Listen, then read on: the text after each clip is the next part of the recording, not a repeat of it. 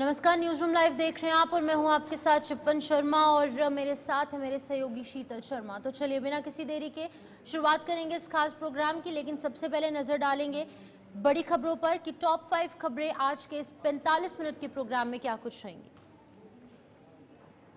बिल्कुल शिफन, देखिए आज की पहली बड़ी खबर जिस पर बातचीत करेंगे, दिल्ली में मानसून सत्र आज 18वां दिन है और आज भी हंगामा हो सकता है। हालांकि मानसून सत्र अब लगभग आज के दिनचर्या की शुरुआत हो चुकी है। तो बिल्कुल इसी बीच दूसरी खबर की ओर प्रस्थान करेंगे, जहां पर वोटर अधिकार यात्रा का आज दूसरा दिन है और अभी कई दिन तक ये इसी तरीके से जारी रहने वाली है। इसके साथ साथ कई राज्यों में बाढ़ और बारिश का कहर है, बादल फट रहे हैं और लोगों को भी काफी नुकसान पहुंचा हुआ है। तो बिल्कुल अब बात करेंगे राजधानी दिल्ली की, जहां पर कि 3 और स्कूलों को जो है वो बम से उड़ाने की धमकी मिल चुकी है। और शीतल, ये पहली बार नहीं है, कई बार ऐसी बातें जो हैं, ऐसी खबरें निकलकर सामने आती हैं। इसके बाद आज पूरी दुनिया की नजरें इस मुलाकात पर रहेंगी, क्योंकि पुतिन के बाद अब जेलेंस्की से जो है वो डोनाल्ड ट्रंप मिलने वाले हैं। डोनाल्ड ट्रंप से उनकी मुलाकात होगी और रूस यूक्रेन के बीच संघर्ष को लेकर बातचीत हो सकती है। इस पे कैसे संघर्ष विराम दिया जाए, इसको लेकर महत्वपूर्ण वार्ता दोनों नेताओं के बीच आज होने की संभावना है। तो ये थी 5 बड़ी खबरें जिन पर कि हम विस्तार से चर्चा करेंगे। तो चलिए अब बड़ी खबर से शुरुआत करेंगे, जहां पर हमने आपको बताया कि मानसून सत्र जो है वो जारी है। आज इसका 18वां दिन है और मुख्य चुनाव आयुक्त के खिलाफ विपक्ष लामबंद है, ये सूत्र बता रहे हैं। और सीईसी की अगर बात की जाए तो सीईसी के खिलाफ प्रस्ताव जो है विपक्ष ला सकता है। जो विश्वसनीय सूत्र है वो बता रहे हैं संसद में महाभियोग प्रस्ताव भी लाया जा सकता है विपक्ष द्वारा। बिल्कुल, देखिए इस वक्त की बहुत बड़ी खबर है, संसद में महाभियोग ला सकता है विपक्ष और विपक्ष लामबंद हो चुका है। विपक्ष एकजुट हो चुका है, इकट्ठा हो चुका है और सीईसी के खिलाफ अब लामबंद होने के बाद विपक्ष जो है इस पर महाअभियोग ला सकता है। और ये सूत्रों के हवाले से बड़ी खबर, कल ही जो इलेक्शन कमीशन है उनकी तरफ से एक प्रेस कॉन्फ्रेंस दी गई थी। चुनाव आयोग ने राहुल गांधी के उन आरोपों पर प्रेस कॉन्फ्रेंस दी थी और कहा था कि आरोप निराधार है, इन आरोपों का कोई तथ्य नहीं है, इन आरोपों का कोई आधार नहीं है। राहुल गांधी ने कहा था कि बहुत सारे वोटों को काटा गया है, पहले के चुनाव में भी और अब बिहार में भी चुनावों के जो आने वाले हैं उससे पहले एसआईआर के माध्यम से ये चीजें हो रही हैं। तो आज महाअभियोग प्रस्ताव जो है वो विपक्ष संसद में ला सकता है। इस महाअभियोग प्रस्ताव का क्या असर संसद के अंदर देखने को मिलेगा, ये देखना दिलचस्प।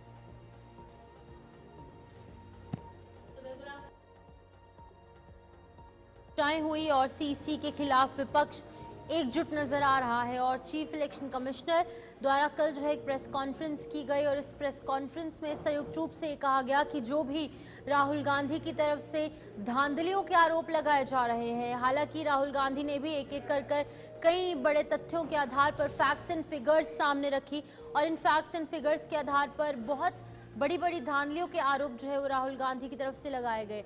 अब देखिए, लीडर ऑफ ऑपोजिशन होने के नाते उन्होंने अपनी तरफ से आरोप लगाए, लेकिन इलेक्शन कमीशन ऑफ इंडिया जब उनकी तरफ से ये जांच की गई और तमाम चीजें जो है सामने लाने की कोशिश की गई, तो अब ये निराधार बताए जा रहे हैं और बताया जा रहा है कि जो भी आरोप राहुल गांधी की तरफ से लगाए गए हैं वो बेसलेस हैं, वो तथ्यहीन है और उनमें कोई भी बेस नहीं है और वो झूठे आरोप जो है वो राहुल गांधी की तरफ से लगाए गए हैं। अब जब सीईसी की तरफ से ये प्रेस कॉन्फ्रेंस की गई और ये बातें साफ की गई, अब विपक्ष जो है वो लगातार इस तरीके की रणनीति अपना रहा है और विपक्ष जो है एकजुट हो चुका है सीईसी के खिलाफ, यानी कि इलेक्शन कमीशन के खिलाफ हो चुका है और प्रस्ताव भी लाया जा सकता है और ये हमारे सूत्र जो हैं वो बता रहे हैं। बिल्कुल सही कहा आपने और कांग्रेस ने कहा कि जरूरत पड़ेगी तो इस पर हम महाअभियोग प्रस्ताव ला सकते हैं, क्योंकि विपक्ष को उम्मीद है कि चुनाव आयोग के खिलाफ कई सांसद एकजुट हैं।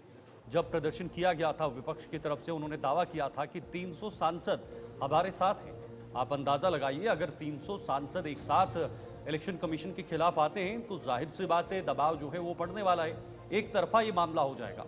अब जो इलेक्शन कमीशन ने कल प्रेस कॉन्फ्रेंस दी थी, उन्होंने साफ तौर पर कहा गया था कि वोट चोरी जैसे मुद्दे और ये झूठा नैरेटिव नहीं फैलाना चाहिए, इसे सिर्फ राजनीतिक हथियार के तौर पर इस्तेमाल नहीं किया जाना चाहिए, क्योंकि इलेक्शन कमीशन जो होता है वो एक संवैधानिक संस्था होती है और इलेक्शन कमीशन के जरिए ही ये पॉलिटिकल पार्टीज गठित होती हैं, वहीं पर पॉलिटिकल पार्टीज बनती हैं और बड़े बड़े पद मिलते हैं। लेकिन उसके बाद उन्होंने ये भी कहा था कि राहुल गांधी को अगले 1 हफ्ते तक हलफनामा देना होगा, उनको एफिडेविट 1 हफ्ते तक देना होगा, ये अल्टीमेटम चुनाव आयोग की तरफ से दिया गया है। उनने ये भी कहा है कि अगर आप ये 7 दिन के भीतर ये हलफनामा नहीं दायर करते हैं, एक एफिडेविट पर लिखकर नहीं देते हैं, तो ये सभी आरोपों को निराधार माना जाएगा। ये खुद इलेक्शन कमीशन ने कहा है। और अब ताबिश कमाल हमारे साथ इस वक्त फोन लाइन पर इस खबर पर ज्यादा जानकारी के लिए जुड़े हुए हैं। ताबिश, चुनाव आयोग वर्सेस राहुल गांधी, ये लड़ाई जो है वो हर दिन बढ़ती जा रही है।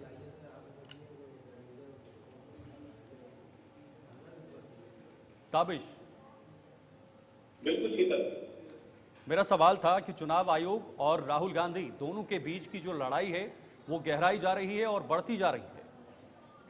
बिल्कुल देखिए, जिस तरह से कल चुनाव आयोग ने प्रेस कॉन्फ्रेंस की है, प्रेस कॉन्फ्रेंस करने के बाद चुनाव आयोग ने स्पष्ट रूप से ये कहा है कि आपको 1 हफ्ते के अंदर हलफनामा देना होगा और 1 हफ्ते के अंदर अगर आप हलफनामा नहीं देते हैं तो जो वोट चोरी का आरोप लगा रहे हैं, जिस तरह का आपने आरोप लगाया है, जिस तरह के चुनाव आयोग पर आरोप लगाए गए हैं, उसके लिए आपको देश से माफी मांगनी होगी। लगातार देखिए, वोट चोरी का मामला, चुनाव आयोग पर सवाल उठने का मामला लगातार ये गहराता जा रहा है। चुनाव आयोग लगातार इस बात को कह रहा था कि जिस तरह के आरोप लगाए गए हैं वो उसका कोई आधार नहीं है। हालांकि कल ये उम्मीद जताई जा रही थी कि चुनाव आयोग भी कोई डाटा लेकर के सामने आएगा और उस डाटा के मुताबिक राहुल गांधी ने जिन सवालों को खड़ा किया है चुनाव आयोग के सामने उनका जवाब दिया जाएगा। लेकिन कल इस तरह का देखने के लिए नहीं मिला, जब पत्रकार ने सवाल भी लेकर आके किए, अनुराग ठाकुर को लेकर सवाल किया गया कि राहुल गांधी इस तरह का सवाल कराए तो अनुराग ठाकुर ने यही आरोप लगाए। ऊपर उन्होंने पूछे, पूरा खामोशी के साथ उन्होंने पत्रकार के सवाल लगाया,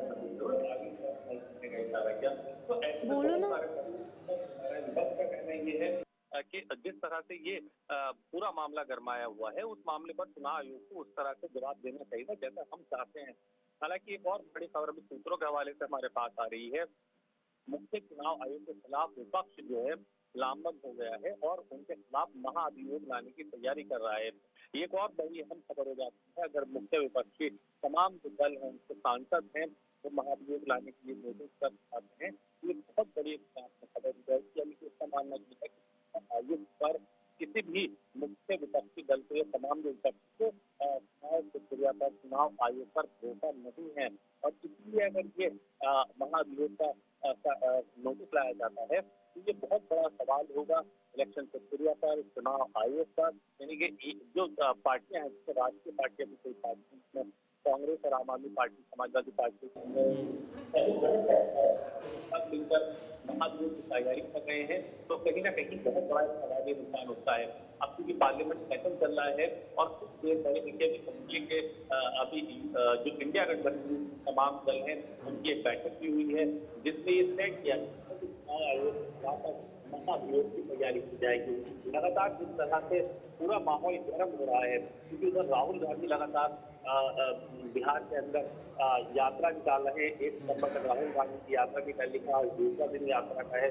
वहीं दूसरी तरफ अगर देखा जाए तो यहाँ पर तैयारी की जा रही है।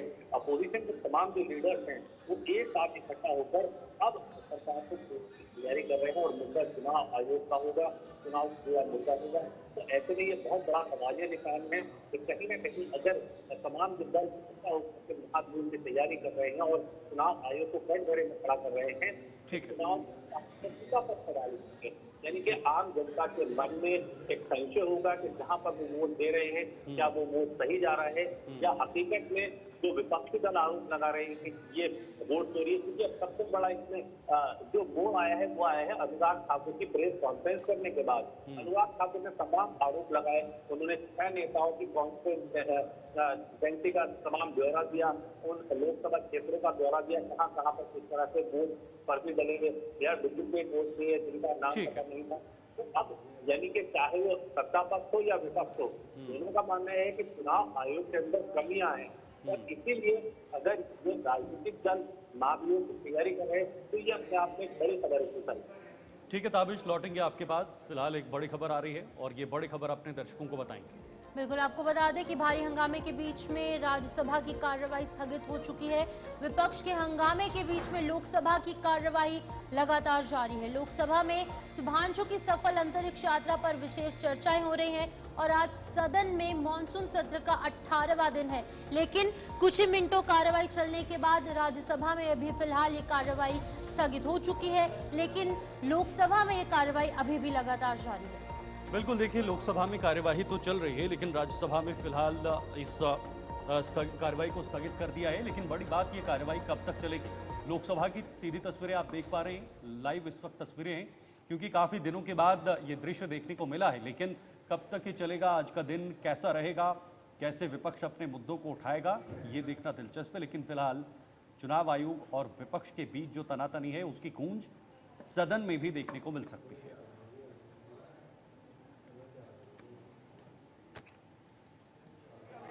सिंगल रोड पर माननीय अध्यक्ष महोदय, अगर हमारे माननीय सदस्य संबंधित राज्य सरकार से कोई प्रस्ताव भिजवाते हैं तो उस पर विचार हो सकता है।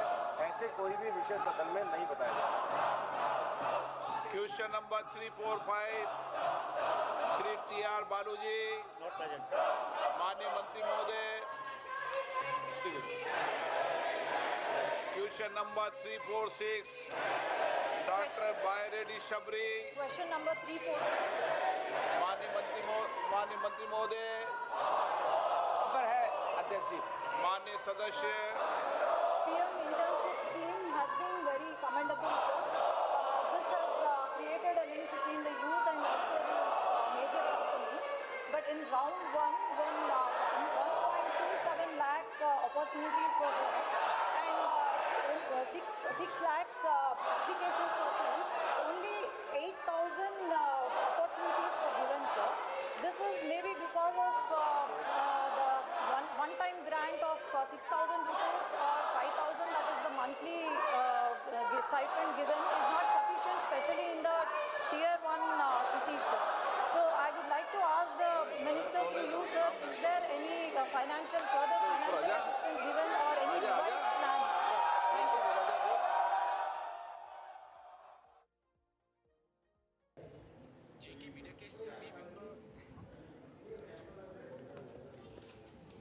तो एक बार फिर से ताबिश कमाल हमारे साथ है। ताबिश, एक बार फिर से जानकारी दीजिएगा। जिस तरीके से हमने देखा कि कुछ ही मिनटों चलने के बाद राज्यसभा की कार्रवाई एक बार फिर से स्थगित हो चुकी है। अलग अलग मुद्दे हैं, लेकिन लोकसभा की कार्रवाई अभी भी जारी है।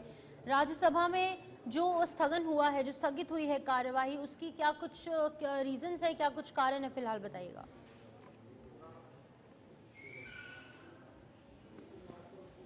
ताबिश, आप सुन पा रहे हैं? बिल्कुल, देखिए मैं आप लोकसभा की कार्रवाई सुचारू रूप से फिलहाल इससे चल रही है क्योंकि ये पहले ही प्रस्तावित था। एस्ट्रोनॉट शुभांशु शुक्ला को लेकर के उनका स्वागत का एक छोटी सी चर्चा रखी गई थी। हालांकि ये देश से जुड़ा हुआ मुद्दा है और इस पर फिलहाल चर्चा चल रही है। लेकिन राज्यसभा में हंगामा हमें देखने के लिए मिला। मकर द्वार पर विपक्ष के तमाम सांसद इकट्ठा हुए, जहां पर उन्होंने वोट चोरी के खिलाफ धरना प्रदर्शन किया।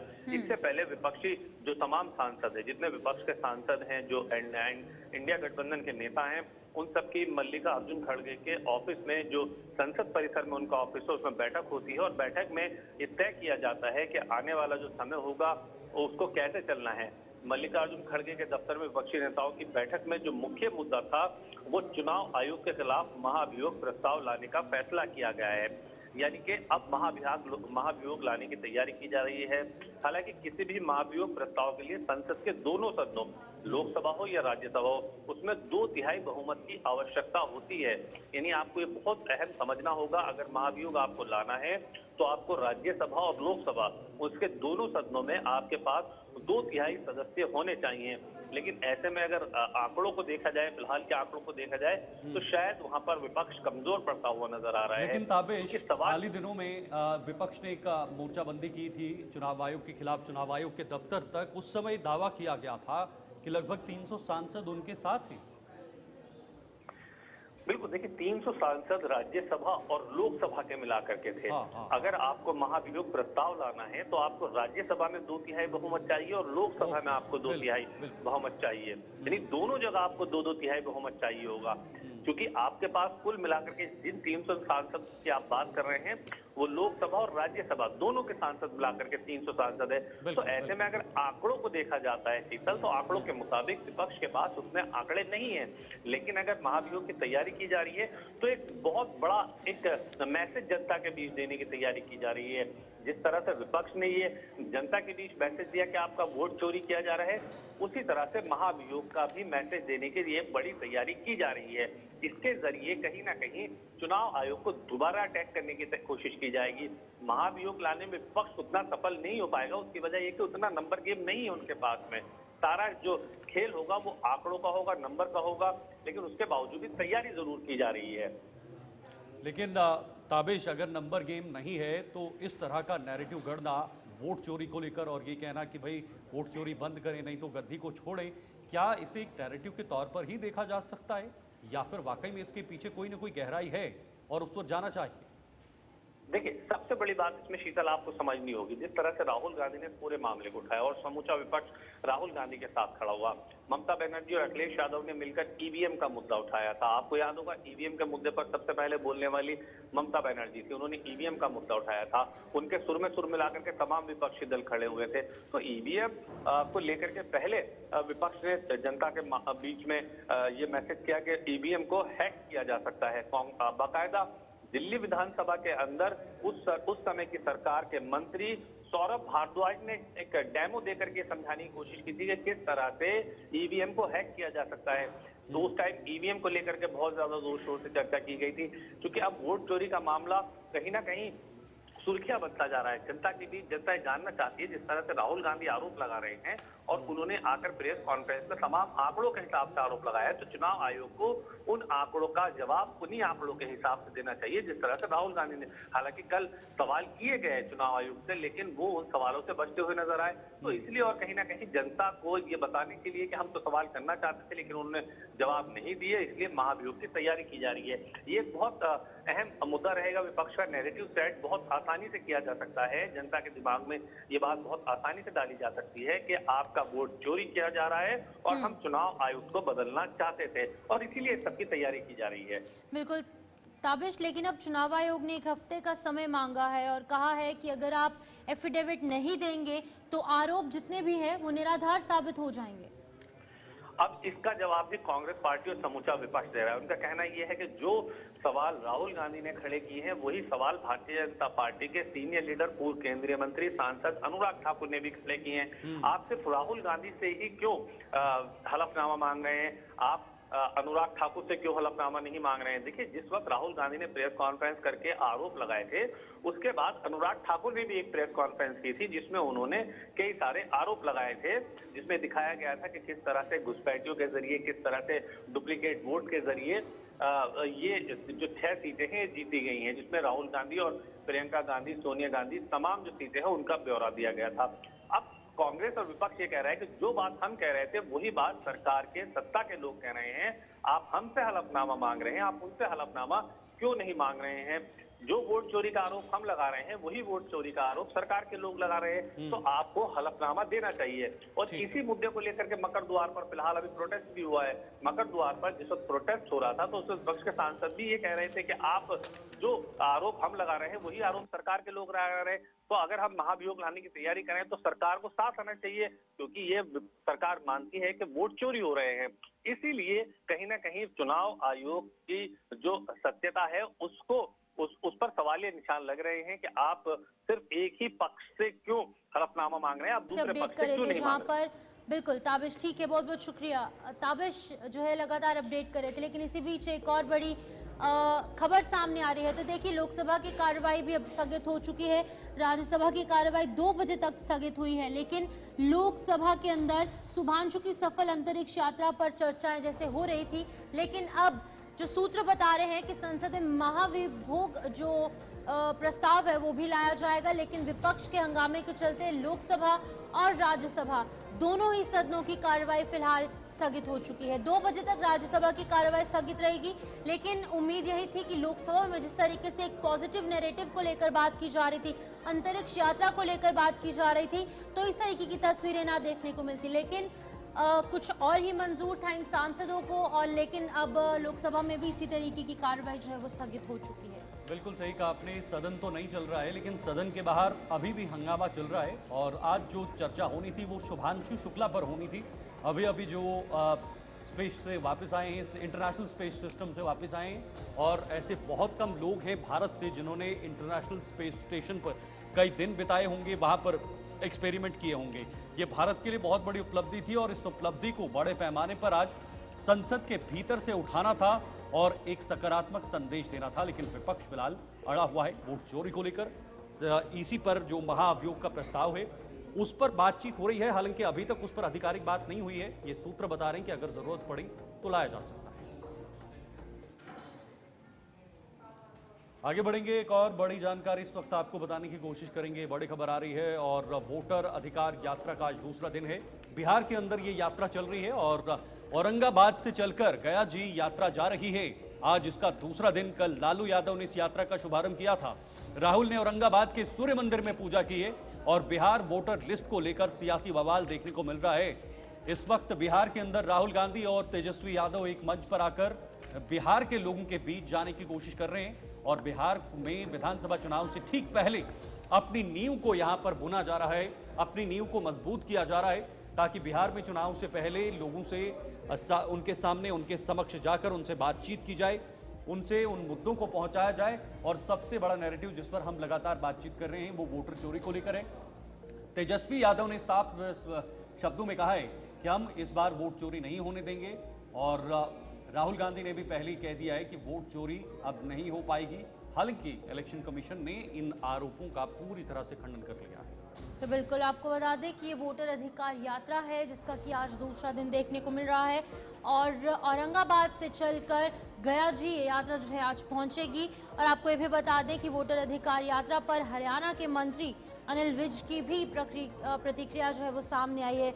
सिर्फ विपक्ष ही नहीं, जो सत्ता पक्ष है वो भी लगातार अपनी प्रतिक्रियाएं सामने रख रहा है। लेकिन हरियाणा के कैबिनेट मंत्री अनिल विज ने जमकर निशाना साधा है।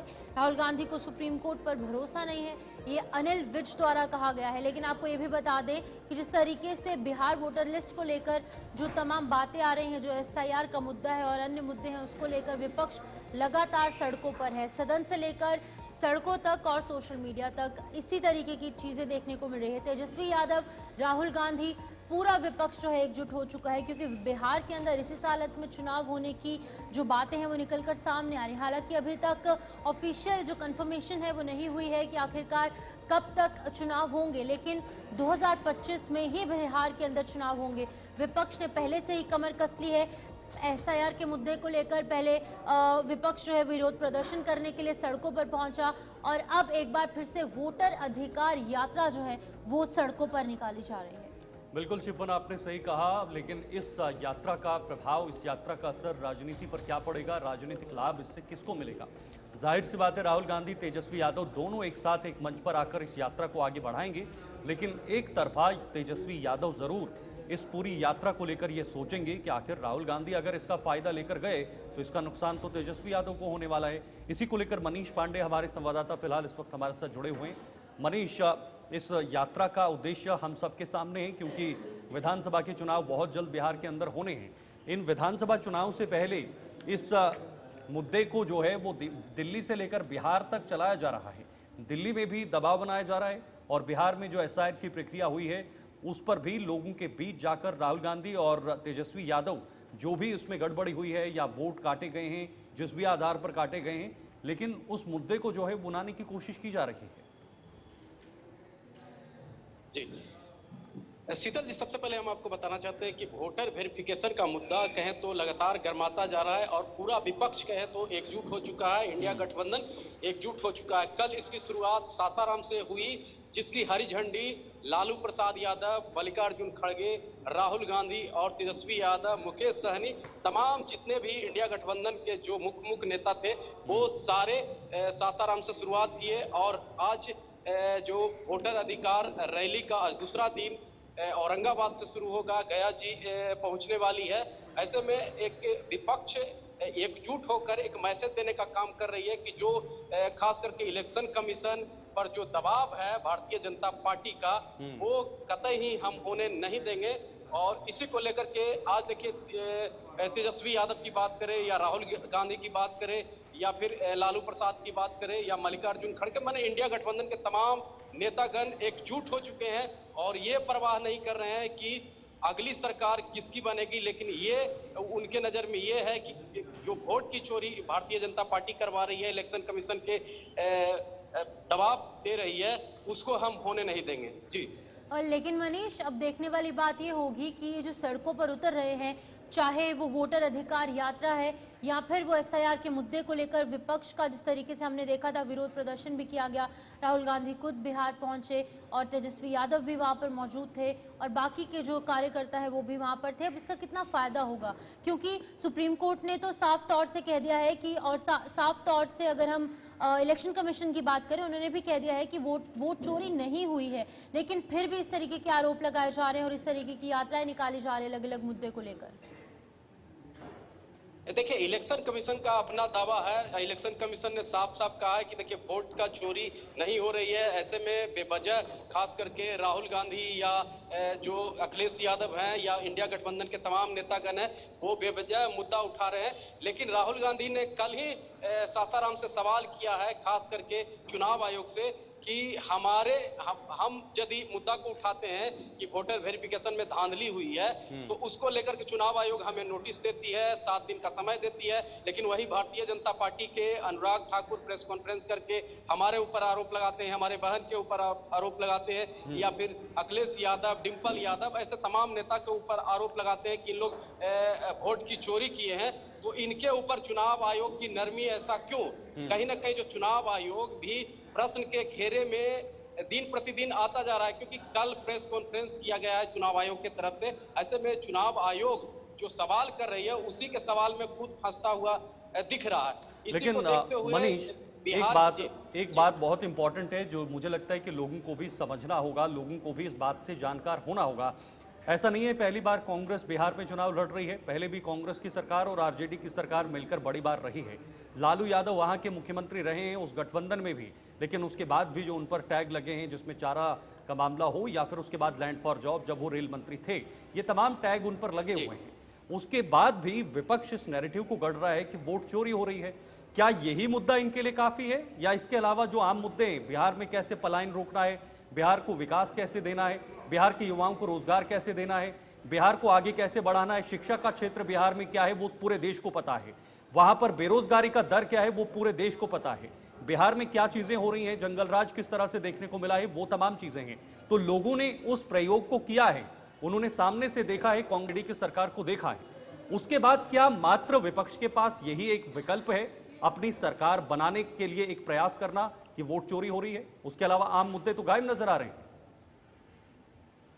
शीतल जी, सबसे पहले आपको बताना चाहते हैं, तमाम दर्शकों को बताना चाहते हैं कि जिस प्रकार से तेजस्वी यादव ने जो भी घोषणा किया है उसका कहीं न कहीं कहा जाए सरकार ने लागू कर दिया है लोगों के बीच में, और इसका लाभ मिलता ही जा रहा है लोगों। ऐसे में खास करके जो निचले तबके के लोग हैं उनके बीच में मैसेज जा रहा है कि जैसे जो वृद्धा पेंशन का दर था 400 रुपये मिलने का, उसको 1100 सरकार कर दी।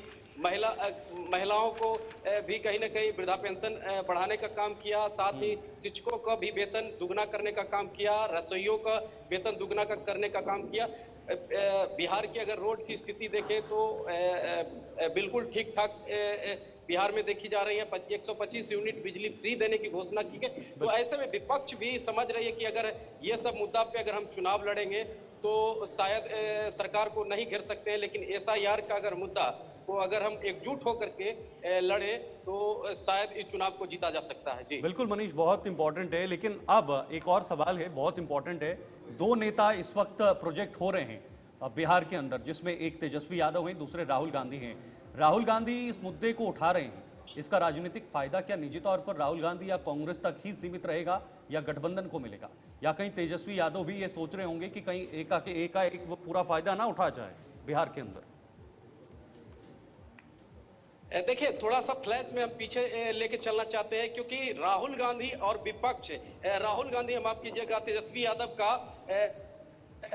एकजुटता नहीं दिख रही थी, लेकिन यह वोटर अधिकार जो रैली हो रहा है उसमें एकजुट होकर के कहीं ना कहीं एक मैसेज देने का काम कर रहे हैं कि देखिए अभी हम लोग एकजुट हो जाएं, क्योंकि अगर एकजुट अभी नहीं हो और एकजुट होकर के मैसेज नहीं देंगे तो शायद हमारी सरकार नहीं बनेगी। ऐसे में तेजस्वी यादव खास करके राहुल गांधी के जो भी प्लान है उससे पीछे हटना नहीं चाहते। एक बात और शीतल जी समझना होगा कि बिहार जो है खास करके बिहार में कांग्रेस का वर्चस्व अगर कुछ भी बचा है तो वो राष्ट्रीय जनता दल के ही वजह से ही है। ऐसे कांग्रेस का कोई वजूद नहीं है, लेकिन इस बार जो है राहुल गांधी अलग तेवर में देखने को मिल रहे हैं, कोई कंप्रोमाइज करने के मुद्दा में नहीं दिख रहे हैं। तो ऐसे में कल देखिएगा कि जिस प्रकार से लालू यादव को राहुल गांधी ने पानी पिला करके और स्वागत किया, तो इससे एक अच्छा मैसेज गया है और लोगों के बीच में जो राहुल गांधी बहुत बहुत शुक्रिया मनीष, आप वहां पर डटे हुए हैं और आप पूरी अपडेट भी हमारे दर्शकों तक पहुंचा रहे हैं। तो एक बड़ी खबर सामने आ रही है, उपराष्ट्रपति चुनाव को लेकर तैयारियां तेज हो चुकी हैं। बीजेपी ने सीपी राधाकृष्णन को अपना उम्मीदवार बनाया है और बहुमत जुटाने के लिए पूरी ताकत से भारतीय जनता पार्टी जुटी हुई है। उपराष्ट्रपति चुनाव के लिए 9 सितंबर को वोटिंग है, लेकिन उससे ठीक पहले जो प्रक्रियाएं हैं वो हो रही हैं और उपराष्ट्रपति चुनाव को लेकर तैयारियां और तेज हो चुकी हैं। जैसे हमने बताया कि सीपी राधाकृष्णन एक बड़ा चेहरा जो कि गवर्नर है महाराष्ट्र के, उनको जो है वो यहाँ पर जमीन पर उतारा गया है और उनको जो है राजनाथ सिंह ने भी जो है वो राधाकृष्णन का नाम रखा है और सीपी राधाकृष्णन को अभी फिलहाल भारतीय जनता पार्टी की तरफ से उम्मीदवार घोषित कर दिया गया है और अब हर तरीके का जोर जो है वो लगाया जा रहा है, लेकिन अब निष्कर्ष क्या निकलेंगे वो 9 सितंबर को शाम तक सामने आ जाएगा। बिल्कुल सही कहा आपने, आज इंडिया गठबंधन की बैठक भी है, उनका भी हो सकता है आज कोई कैंडिडेट निकलकर सामने आए। उपराष्ट्रपति चुनाव के लिए 9 सितंबर को वोटिंग होनी है, इसके लिए अभी से सरगर्मियां तेज हो गई हैं। हालांकि सरकार के पास बहुमत है, लेकिन उसके बाद भी विपक्ष को ये पूरी उम्मीद है कि मुकाबला कड़ा हो सकता है, कुछ सांसद हो सकता है क्रॉस वोटिंग करें, ऐसा विपक्ष को उम्मीदें हो सकती है।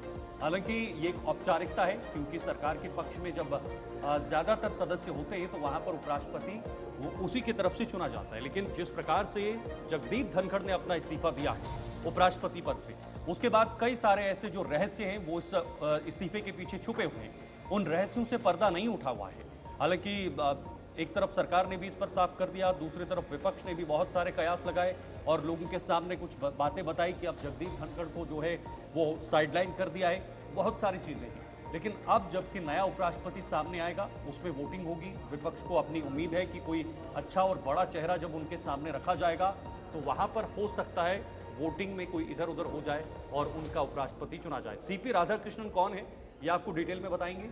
तमिलनाडु के तिरुपर में 20 अक्टूबर 1957 को उनका जन्म हुआ है।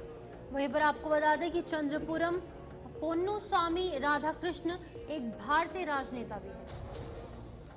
भारतीय जनता पार्टी के वरिष्ठ नेता हैं और इनकी पकड़ जो है वो मजबूत है, आरएसएस के साथ भी पकड़ मजबूत है। बिल्कुल, आरएसएस और जनसंघ से अपने राजनीतिक जीवन की सीपी राधाकृष्णन ने शुरुआत की। 1998 और 1999 में कोयम्बटूर से लोकसभा सांसद भी चुने गए, एक बार सांसद रह चुके कोयम्बटूर से।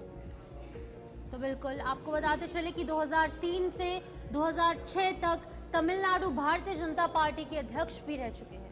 इसके साथ साथ फरवरी 2023 से जुलाई 2024 तक झारखंड के राज्यपाल भी रहे। और अभी फिलहाल अगर 2024 की बात करेंगे तो मार्च से लेकर जुलाई के महीने तक तेलंगाना के अतिरिक्त प्रभार भी इन्होंने जो है वो संभाला था। लेकिन अभी फिलहाल अगर बात करेंगे तो इन्हें उपराष्ट्रपति पद के लिए उम्मीदवार घोषित किया गया। इसके साथ मार्च से अगस्त 2024 तक पुडुचेरी एलजी का उन्होंने अतिरिक्त प्रभार संभाला है, यानी अतिरिक्त के तौर पर उन्होंने प्रभार संभाला है और अब वो उपराष्ट्रपति के कैंडिडेट भी चुने गए। बिल्कुल, और 31 जुलाई 2024 से महाराष्ट्र के 24वें और वर्तमान राज्यपाल है। तो अभी फिलहाल वो महाराष्ट्र के गवर्नर के तौर पर जो है वो कार्यरत है, ये पदभार उन्होंने संभाल रखा है। लेकिन अब सीपी राधाकृष्णन जो है वो आने वाले वक्त में भारत के उपराष्ट्रपति हो सकते हैं। 9 सितंबर को वोटिंग होगी और निष्कर्ष जो है वो निकलकर सामने आ जाएंगे। अभी फिलहाल उम्मीदवार के तौर पर एनडीए या फिर अगर हम कहें भारतीय जनता पार्टी की सरकार ने इन्हें उम्मीदवार के तौर पर घोषित कर दिया है। आगे बढ़ेंगे। लखनऊ से बड़ी खबर है, केजीएम में जल्दी नई सुविधाएं जो है वो शुरू होने जा रही है। उन सुविधाओं को लेकर अभी से विस्तार किया जा रहा है ताकि जल्द से जल्द ये तमाम आधुनिक सुविधाएं आम लोगों को दी जाए। जल्द यहाँ पर हाइब्रिड ओटी की सुविधा आम लोगों को दी जाने वाली है। ओटी में इमेजिंग तकनीक की जांच और सर्जरी, सीटी स्कैन, एमआरआई और साथ ही साथ एंजियोग्राफी रहेंगे और ये एक ही जगह पर रहेंगे जहां पर तमाम सुविधाएं आम लोगों को मिलने वाली है। आपको बता दें कि इंटरवेंशन रेडियोलॉजी की अगर बात करेंगे तो उसके प्रोसीजर भी आसान हो जाएंगे। सभी विभाग साझा तरीके से इसका इस्तेमाल कर पाएंगे और हाइब्रिड ओटी के लिए 18 करोड़ का बजट आवंटित हो चुका है।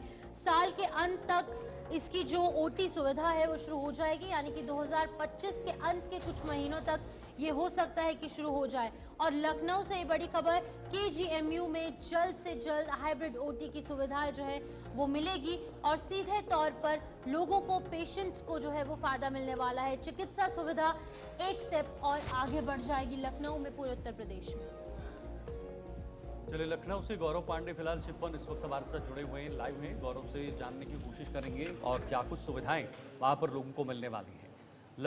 गौरव, जरा बताइए, लखनऊ में ये बड़ी सुविधा दी जा सकती है, ओटी में जो हाइब्रिड तरीके से वहां पर सुविधाएं हैं वो दी जाने वाली हैं, क्या और क्या कुछ सुविधाएं वहां पर उपलब्ध होंगी आम लोगों के लिए?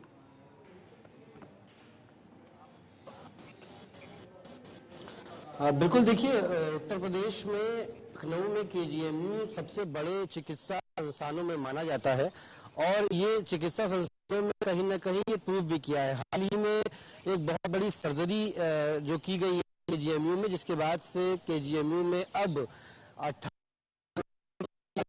एक ऐसा ओटी थिएटर तैयार किया जाएगा जिसमें से रिलेटेड सभी उपकरण, जिसमें स्कैनिंग, एमआरआई, इसके साथ रेडियोलॉजी से रिलेटेड उपकरण हैं, सभी को अत्याधुनिक उपकरणों के साथ लैस किया जाएगा और ये सभी चीजें एक ही ओटी में उपलब्ध होंगी। इसके लिए तकरीबन 18 करोड़ से अधिक का बजट लग रहा है और वो बजट पास भी हो गया है। क्योंकि केजीएमयू उत्तर प्रदेश के बड़े चिकित्सा संस्थानों में आता है और चिकित्सा सुविधा को बेहतर करने के लिए इस बार चिकित्सा मंत्री ने विशेषकर केजीएमयू को यह अनुदान दिया है, जिसमें विशेष ओटी, अत्याधुनिक उपकरणों से लैस इस ओटी को तैयार किया जाएगा और इसके लिए तकरीबन 18 करोड़ से अधिक का बजट लगना है। उसको लेकर के तैयारियां शुरू हो गई हैं। सबसे बड़ी बात यह कि ये पहला ऑपरेशन थिएटर होगा पूरे उत्तर प्रदेश में जो रेडियोलॉजी से जुड़े सभी उपकरणों को, जिसमें स्कैनिंग से रिलेटेड, न्यूरो से रिलेटेड सारे उपकरण होंगे और पहली उपलब्धि दर्ज होगी केजीएमयू के नाम। जी, बहुत बहुत शुक्रिया गौरव तमाम जानकारी देने के लिए। तो उत्तर प्रदेश लखनऊ में चिकित्सा सुविधाएं जो हैं वो और आधुनिक तौर से होंगी और पेशेंट्स और उनके जो तीमारदार यानी कि अटेंडेंट्स हैं उनको काफ़ी ज़्यादा फायदा मिलने जा रहा है। इसी बीच अब बात की जाएगी मौसम के हवाले से, जहां पर मौसम का कहर देखने को मिल रहा है, जहां पर पहाड़ी क्षेत्रों में लैंडस्लाइड जैसी घटनाएं हो रही हैं और जम्मू कश्मीर के कठुआ में एक बार फिर से बादल फटने की घटना जो है वो पेश आई। किश्तवाड़ और कठुआ में तेजी से रेस्क्यू ऑपरेशन जारी है। 14 अगस्त का वो दिन था जब यहाँ पर किश्तवाड़ में बादल फटा और कल रात की अगर बात की जाए, जो यहाँ पर 16 और 17 की दरमियानी रात थी, उस दिन कठुआ में भी बादल फटने की घटना पेश आई। 7 लोगों की मृत्यु हो चुकी है, 8 लोग इसके अंदर घायल हैं। वहीं दूसरी तरफ उत्तराखंड में भी इसी तरीके की हालात देखे जा रहे हैं। जितने भी पहाड़ी क्षेत्र है वहां पर लैंडस्लाइड, मडस्लाइड, पहाड़ धड़कने का सिलसिला लगातार जारी है और जितने भी मैदानी क्षेत्र है वहां पर भी जल भराव की स्थिति जो है वो देखी जा रही है। बिल्कुल, देखिए, एक तरफ किश्तवाड़ में रेस्क्यू ऑपरेशन चल रहा है और दूसरी तरफ कठुआ में भी रेस्क्यू ऑपरेशन चलाया जा रहा है। कठुआ में कल ही यानी कल सुबह या परसों रात की बात करें तो बादल फटा था और बादल फटने के बाद एक बहुत ही भयावह मंजर नजर आया था। एक तस्वीर फिर आपके सामने है और पहली तस्वीर दूसरी दिल्ली की और कुल्लू हिमाचल प्रदेश, मुरादाबाद यूपी और साथ ही साथ अन्य तस्वीरें हैं। हालांकि लगातार सर्च कठुआ में भी और किश्तवाड़ में भी। आपको अगर तस्वीर से कोई दिक्कत, मतलब कोई तस्वीर से आपको अगर आप तक मैसेज नहीं पहुंचा होगा तो मैं आपको क्लियर कर दूं, जो पहली तस्वीर आपने देखी है वो कठुआ की तस्वीर थी और किश्तवाड़ एक अलग ज़िला है जम्मू संभाग में, जहां पर रेस्क्यू ऑपरेशन लगातार चल रहा है क्योंकि कई लोग वहां पर जो लापता होने की खबरें आ रही हैं। एक बार फिर से तस्वीर आपके सामने, इस तस्वीर को आप समझिएगा। ये तस्वीर जो है ये कठुआ किश्तवाड़ की नहीं है। कठुआ और किश्तवाड़ की दोनों तस्वीरें आपको दिखेंगी, एक साथ नहीं दिखेंगी। पहले आप इस वक्त जो तस्वीर देख रहे हैं वो किश्तवाड़ की तस्वीर देख रहे हैं और इसके साथ साथ में आपको कठुआ की तस्वीर भी नजर आएगी। बता दें कि अलग अलग जगहों पर रेस्क्यू ऑपरेशन जारी है। तो पहली जो तस्वीर आपने देखी, कठुआ और किश्तवाड़ दोनों ही जगहों पर एक जैसा मंजर है शीतल, इसीलिए जो ये तस्वीर है वो एक जैसा मंजर लेकर आती है, एक जैसी सिचुएशन वहां पर है। हालांकि जो किश्तवाड़ में हुआ वो बेहद ज्यादा भयानक था और 150 से 200 लोग जो हैं वो भी फिलहाल अभी भी लापता है, जिनको कि जिंदा या फिर उनकी बॉडीज ढूंढने का प्रयास लगातार रेस्क्यू टीम्स कर रही हैं। और ये सिचुएशन आप देख रहे हैं, ये जितने भी नदी नाले हैं, जितने भी जल स्रोत हैं, जितने भी वाटर बॉडीज हैं, वो यहाँ पर जो है वो बहुत ज्यादा उफान पर नजर आ रहे हैं। चलिए, रंजीव मेहता हमारे साथ फिलहाल इस वक्त जानकारी के लिए कठुआ से जुड़े हुए हैं। कठुआ के हालचाल क्या है वो भी जानना जरूरी है। रंजीव, कठुआ में क्या हालचाल है, आज किस तरह का मौसम है और कल जो वहां पर दुर्घटना हुई है उसके बाद क्या हालात बने हुए हैं? हालांकि 7 लोगों की जान चली गई है, बाकी जो घायल हुए हैं उनकी क्या हाल है और जमीन पर क्या स्थिति है? शीतल, देखिए, कठुआ में बादल फटने की घटनाओं के बाद अब हालात धीरे धीरे सामान्य होने की तरफ हैं, लेकिन पहाड़ी इलाकों की बात करूं कठुआ जिले की, तो वहां पर देर रात के भारी बारिश जो है वो दर्ज की गई। पहाड़ी इलाका जैसे बिलावर का सब डिवीजन हो, जहां बनी का इलाका हो, तो मूसलाधार बारिश रात को भी हुई और वहाँ के जो जितने भी नदी नाले हैं वो भी अब उफान पर हैं, जिसके चलते जो वहाँ का एक बड़ा दरिया जो उज्ज दरिया है उसमें भी आज सुबह उफान पर रहना था, उफान पर था ये उज्ज दरिया, जिसके चलते बाढ़ जैसे हालात बने हुए थे। लेकिन उस बीच इस इलाके की बात करूं तो लेकिन घने बादल आसमान पर छाए हुए हैं, लेकिन उसके बावजूद बारिश अभी नहीं हो रही, लेकिन जिसके चलते राहत और बचाव कार्य के लिए जहां पर बादल फटा था तीनों जगहों पर युद्ध स्तर पर जारी है। प्रशासन की तरफ से जेसीबी मशीनें जो है वो 8 से 10 मशीनें उस इलाके में भेज दी गई हैं। मलबा हटाने का काम चल रहा है क्योंकि रास्ते पूरी तरह से ध्वस्त हो गए थे, क्योंकि जितने भी सड़क मार्ग थे वो पूरी तरह से ध्वस्त हो गए थे। मलबा उस पर आ गया था, कई जगह पर बड़े बड़े खड्डे पड़ गए थे और जिसके कारण पानी वहां से बह रहा है। तो लेकिन रंजीव, इसके अंदर 8 लोग जो हैं वो घायल भी हुए थे, जिनको कि 6 उनमें से जो लोग थे उन्हें एयरलिफ्ट कर कर पठानकोट भेजा गया। 2 का इलाज जीएमसी कठुआ में जारी था। उनका क्या हालचाल है, उनकी स्थिति क्या कुछ बताई जा रही है? देखिए शिपन, जो लोग इस 7 लोगों की तो मृत्यु हो गई थी इस बादल फटने की घटना में। 2 जगह अलग अलग जगहों पर, एक जगह पर 2 लोगों की मौत हुई और एक जगह पर 5 लोगों की। जो एक जगह पर जो 4 लोग इंजर्ड हुए थे जंगलोट इलाके के, उनमें से 2 को छुट्टी दे दी गई है और 2 का इलाज अभी चल रहा है और 6 लोग पठानकोट के सैन्य अस्पताल में उनका इलाज अभी जारी है, जहां जिनको एयरलिफ्ट करके वहां पे ले जाया गया था। लेकिन अभी की जो खबर है कि जो भारतीय जनता पार्टी के जो स्टेट के अध्यक्ष सत्य शर्मा वो जीएमसी पहुंचे हैं कठुआ और इन घायलों का हालचाल जानने के लिए पहुंचे हैं। उसके साथ साथ प्रशासन की तरफ से भी, जम्मू कश्मीर सरकार की तरफ से भी जो फाइनेंशियल कमिश्नर है शालीन काबरा, वो कठुआ में डेरा डाले हुए हैं और राहत और बचाव कार्यों का निगरानी कर रहे हैं। इसके साथ साथ जो स्कूल कॉलेज जितने भी शिक्षण संस्थान हैं उनको अभी आज के दिन के लिए बंद रखा था। जैसे कल डीसी कठुआ ने भी बताया था कि उनको क्योंकि एडवाइजरी जो है रंजीव, लेकिन अगले 56 से 72 घंटे तक ऑलरेडी रेड अलर्ट जारी कर दिया गया है और कहा जा रहा है कठुआ है, चाहे वो एडजॉइनिंग जितने भी डिस्ट्रिक्ट्स हैं, सांबा है, जम्मू है, जितने भी जम्मू डिवीजन खास तौर पर, इन 72 घंटों तक बहुत ज़्यादा भारी बारिश होने वाली है। उसको लेकर कैसे एहतियात पहले से ही बरता गया है ताकि ऑलरेडी जो सिचुएशन परसों देखने को मिली है फिर से ना हो, या फिर अगर हम शहरी इलाकों की बात करें तो वहाँ पर भी पानी या फिर जलभराव जैसी सिचुएशन ना क्रिएट हो। देखिए, इसके लिए शिपन वहां पर ये बताया गया है कि लोगों को इन दरियाओं के पास नहीं जाने की हिदायत दी गई है और जितने भी नदी नाले हैं, बरसाती नाले हैं, उनके पास मत जाएं। यहाँ पर जल भराव हुआ है, वहाँ से भी हटने का निर्देश जारी किया गया है। सुरक्षित स्थानों की तरफ जाने के लिए लोगों को कहा गया है। प्रशासन पूरी तरह से अलर्ट मोड पर है। SDRF की टीमें हों, चाहे जम्मू कश्मीर पुलिस, अर्धसैनिक बल, ये सारे लोग मुस्तैदी से ये एक रेस्क्यू ऑपरेशन जहाँ पे बादल फटे थे वहाँ पे चला रहे हैं और लोगों को सुरक्षित रास्तों की तरफ। ठीक है, एक और बड़ी खबर सामने आ रही है जहां पर दिल्ली के 3 स्कूलों को एक बार फिर से बम से उड़ाने की धमकी मिल चुकी है और इस धमकी के बाद स्कूलों को खाली करवाया जा चुका है। मौके पर जो बॉम्ब डिस्पोजल स्क्वाड है, तलाशी जो है उनकी तरफ से लगातार जारी है। डॉग स्क्वाड भी यहाँ पर पहुंचा है, स्निफर डॉग्स पहुंचे हैं ताकि अगर कोई भी संदिग्ध चीज यहाँ पर मिलती है तो उसे पहले से ही ढूंढा जा सके। पूरे इलाके में अफरा तफरी का माहौल जरूर देखने को मिला। छोटे बच्चों को वापस उनके घर भेज दिया गया।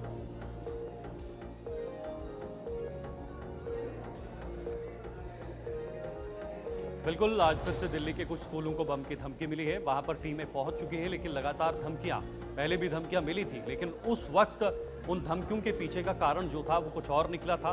लेकिन अब पुलिस फिलहाल जांच पड़ताल में जुट गई है, छानबीन कर रही है। देखना होगा धमकियां कहां से आई है, किस नेटवर्क से आई है, और फोन पे आई है या पत्र के जरिए, और अगर आई है तो किसने दी है। ये बहुत सारे विषय हैं जो इस वक्त दिल्ली में एक बहुत बड़े प्रश्न चिन्ह के पीछे छिपे हुए हैं, और ये प्रश्न चिन्ह के आगे जो सवाल का जवाब होता है वो अभी तक सामने नहीं आया है, और ये धमकियों का सिलसिला निरंतर दिल्ली के अंदर जारी है। चलिए, फिलहाल न्यूज रूम लाइव में अभी के लिए इतना ही। मुझे और मेरी सहयोगी को दीजिए इजाजत। आप हमारे साथ बने रहें, खबरों का सिलसिला जारी है। नमस्कार।